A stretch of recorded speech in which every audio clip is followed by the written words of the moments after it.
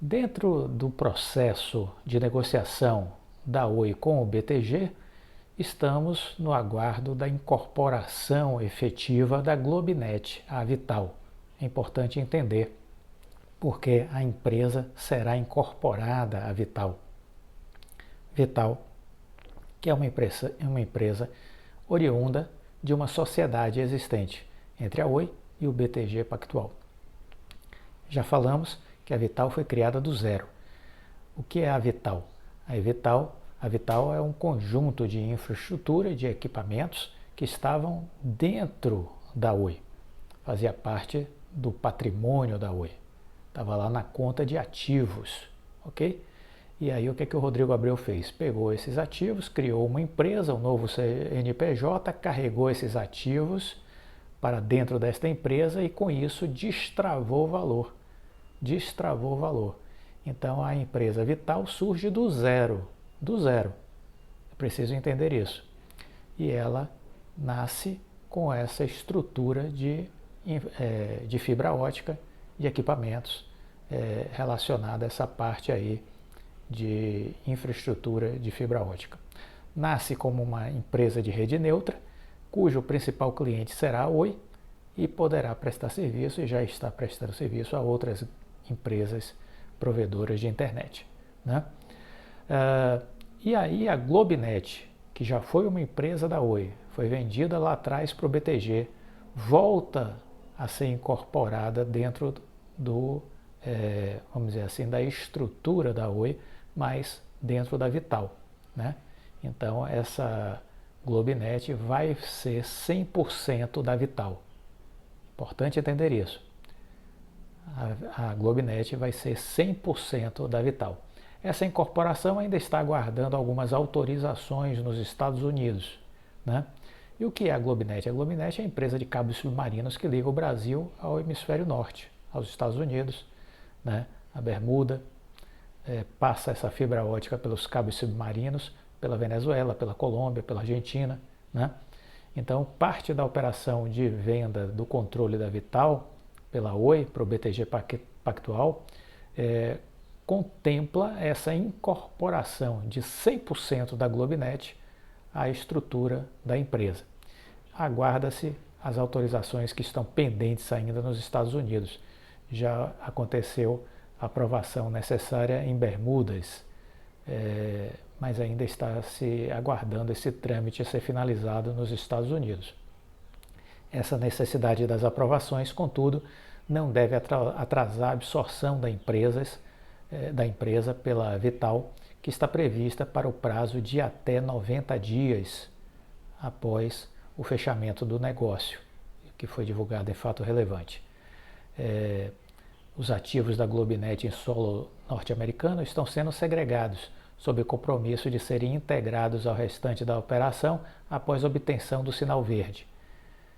Então, vamos continuar observando e aguardando esse negócio ser consumado, vamos dizer assim.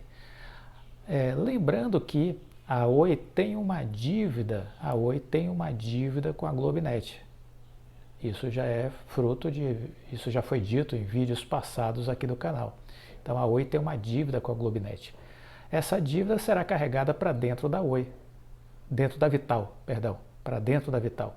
Então você traz a Globinet para dentro da Vital, incorpora 100% de quê? 100% dos ativos, do seu patrimônio, do seu caixa, das suas dívidas, das dívidas que tem a receber a empresa. Né? Então, a dívida da Oi para com a Globinet passa a estar dentro da Vital, ou seja, a Oi então passa a dever a Vital, ok? Globinet pertence 100% à Vital. A Oi passa a dever a Vital, que é a proprietária de 100% da Globinet. Ocorre que a Oi também é acionista da Vital. Então, parte desta dívida que a Oi paga à Vital pertence à própria Oi do ponto de vista de ganho. Entenderam essa engenharia? Entenderam essa equação? A Oi passa a ser dona desta dívida que ela tem para com a Vital da Globinet. Né? Então a Globinet é incorporada à Vital, a Oi é acionista da Vital, e essa sua dívida para com a Globinet passa a ser com a Vital, e a Oi é dona também dessa dívida. Então, ao mesmo tempo que ela paga, ela é proprietária deste recebimento. Importante entender isso, certo? Eu acho que isso é algo positivo. É algo positivo. Ela passa a pagar uma parte dessa dívida a ela mesma, enquanto acionista da Vital. É importante entender isso. Bom, uma outra coisa que eu queria destacar nesse vídeo é de que as coisas começaram a rodar a partir do fato relevante do closing com o BTG. As coisas começaram a rodar como era a nossa expectativa. Quem acompanha o canal já sabia que o Amo Gênesis seria o presidente do conselho da Vital.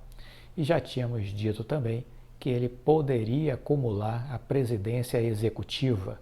Falei ou não falei? Comenta aqui se você não lembra deste vídeo que eu disse que o Amo Gênesis, no primeiro momento, poderia acumular as duas presidências, a executiva e a do conselho. É isso mesmo, foi confirmado. Amo Gênesis será presidente do conselho da Vital e CEO da empresa. E isso foi comunicado ao mercado no dia 13 de junho.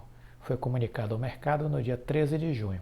Agora, já sob o controle do BTG Pactual e com a Oi como cliente e sócia relevante, a Vital terá o executivo Amo Gênesis atuando como CEO e presidente do conselho de administração. Cogitado já pelo mercado, o nome foi confirmado no dia 13. Outros 11 profissionais foram referendados para compor a diretoria executiva da empresa, né? Gênesis, que foi cogitado desde o início, ele, lembrem bem, ele é sócio do BTG Pactual, ele é israelense, né?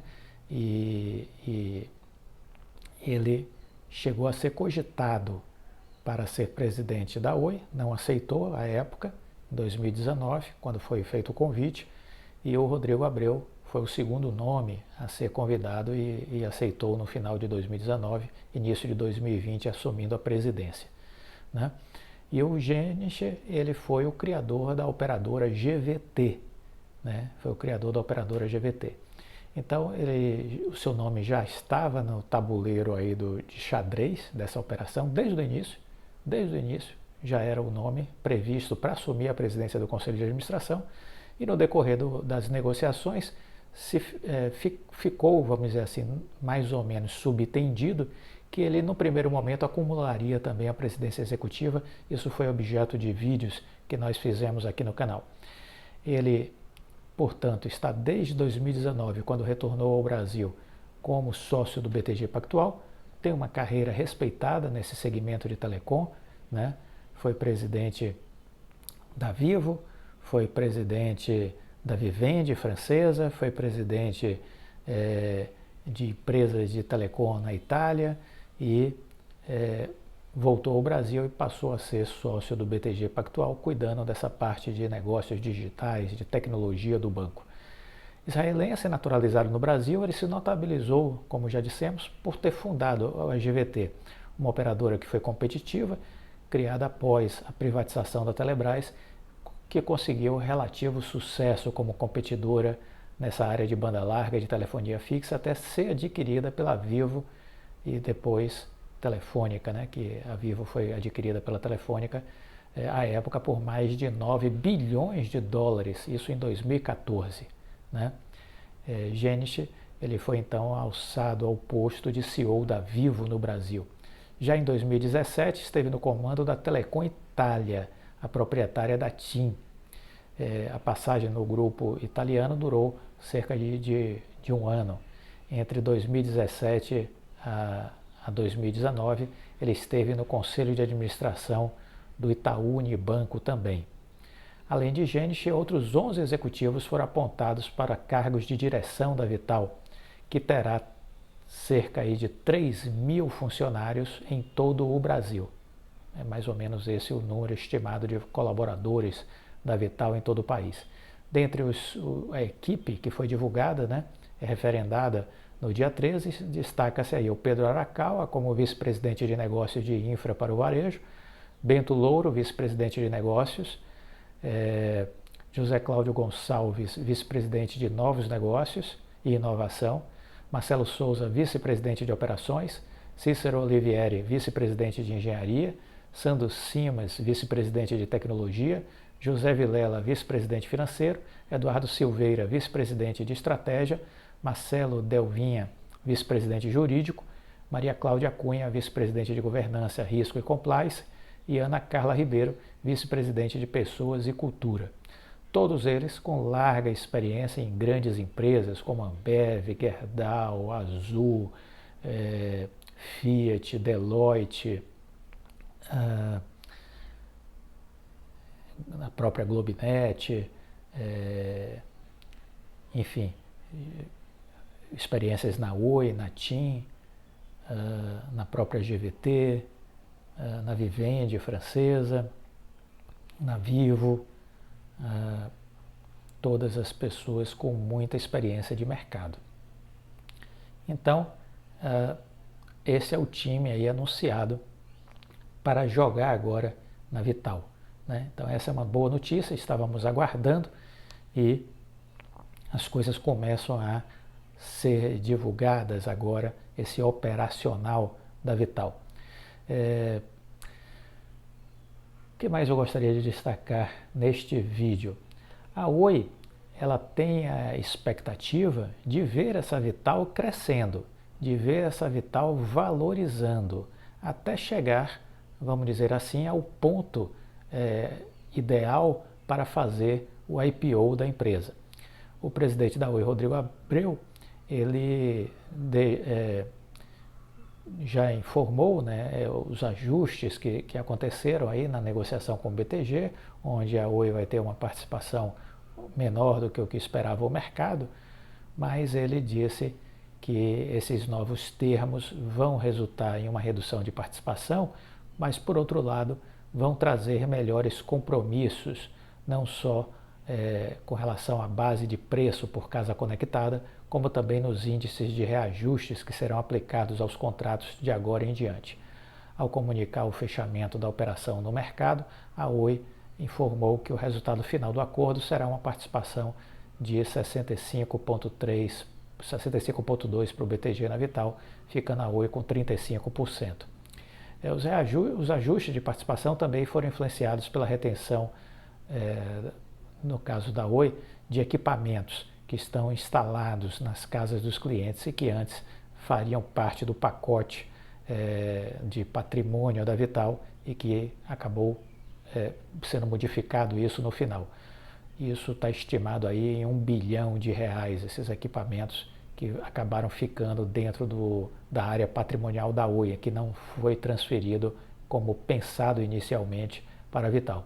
Os termos permitirão que a Oi mantenha o controle estratégico das casas dos clientes através da propriedade dos equipamentos que estão lá, as ONTs, ou Optical Network Terminal, que permanecem sendo ativos da Oi.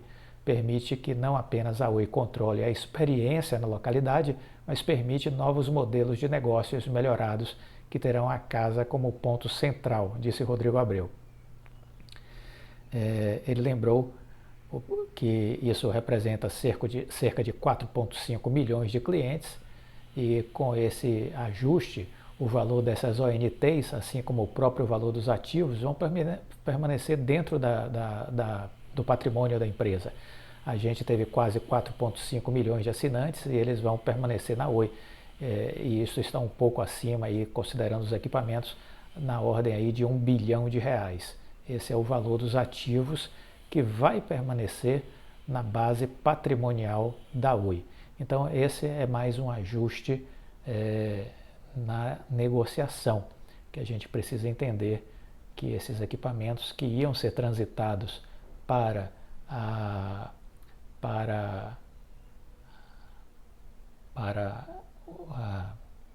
o BTG, né, para a Vital, vai ficar dentro da própria Oi, né?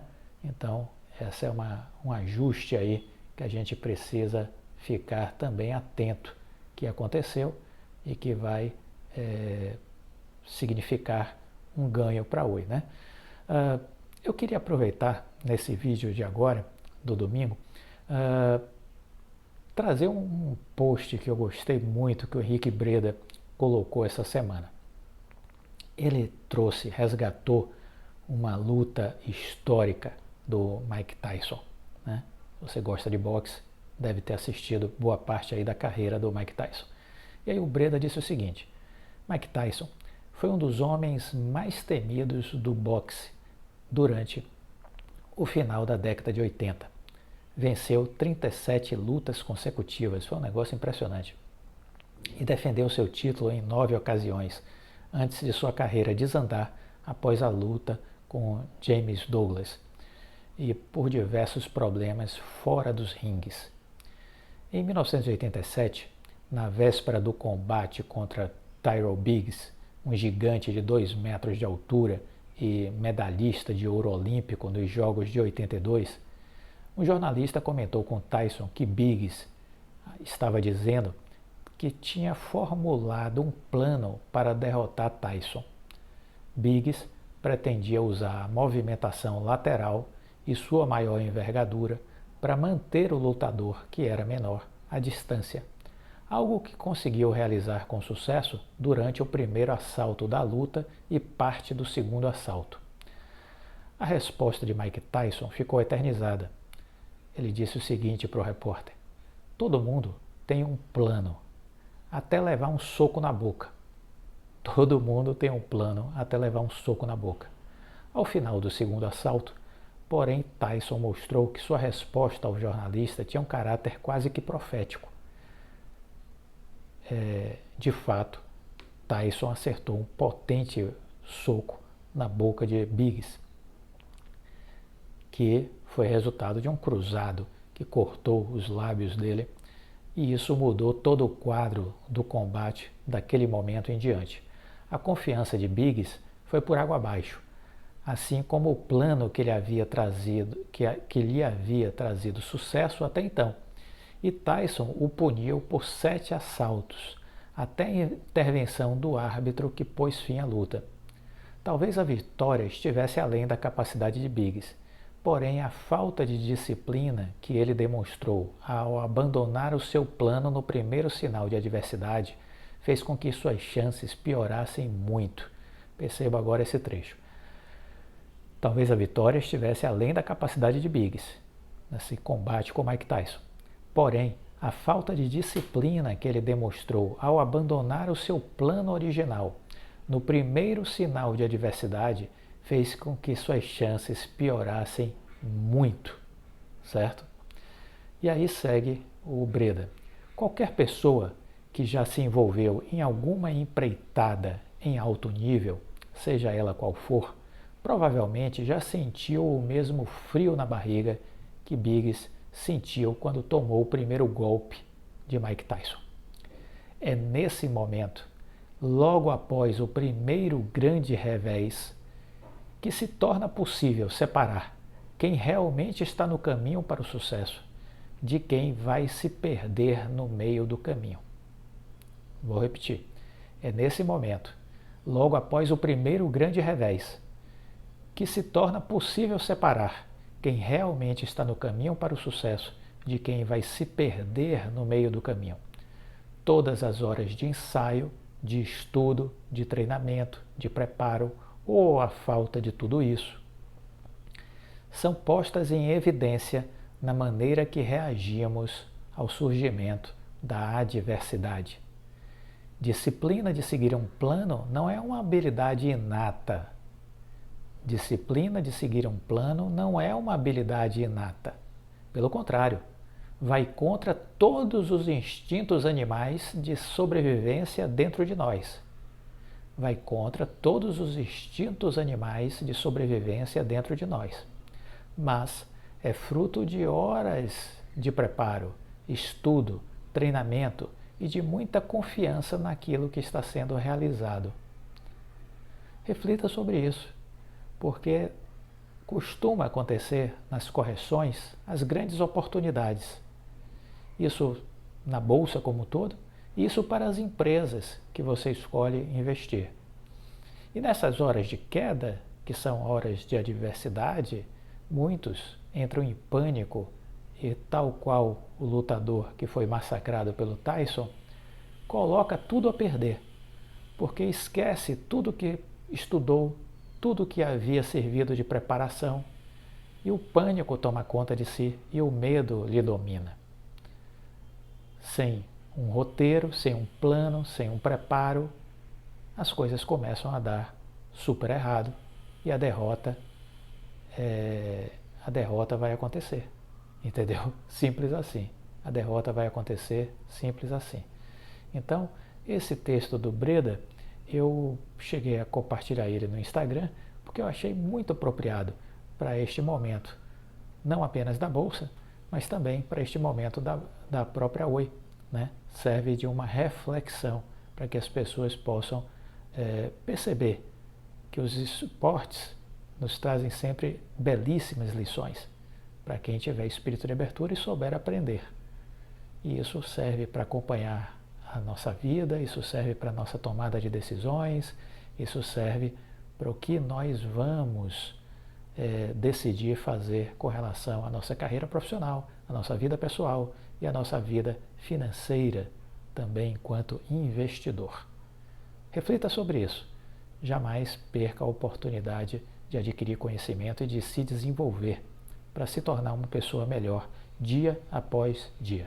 Somos as nossas escolhas e o que fazemos hoje definirá o nosso amanhã. Fique com Deus. Deixa o like. Até a próxima. Tchau.